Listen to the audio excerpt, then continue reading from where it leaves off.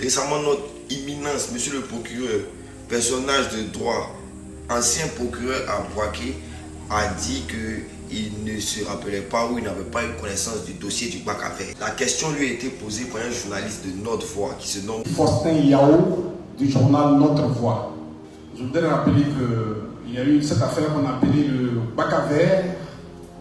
Le procureur a répondu ceci. Mais je n'ai jamais vu un dossier concernant le bac à verre. Même si je veux, voilà, je n'ai jamais vu un dossier concernant le bac à verre. Voilà. C'est des choses que j'ai vues toujours dans la presse, bien sur les réseaux sociaux.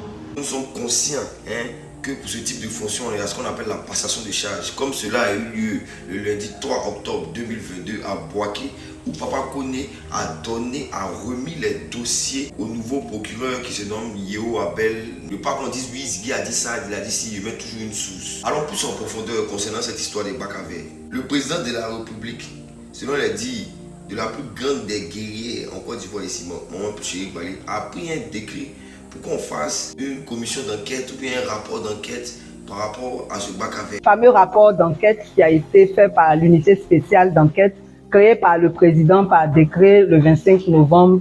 Ce fameux rapport de l'unité spéciale d'enquête sur les événements survenus en octobre 2020, mais ça existe bien. Les investigations menées par les agents enquêteurs de cette unité et qui se sont déroulées sur 6 mois sous la direction du procureur de la République d'Abidjan ont permis de comprendre les principaux incidents graves survenus dans plusieurs villes, notamment Daoupro, Divo, Bonois, Abidjan, Yamsokro, etc. Le rapport il existe encore sur Internet. À la page 36 du rapport, nous voyons très bien qu'il est mentionné bac à verre.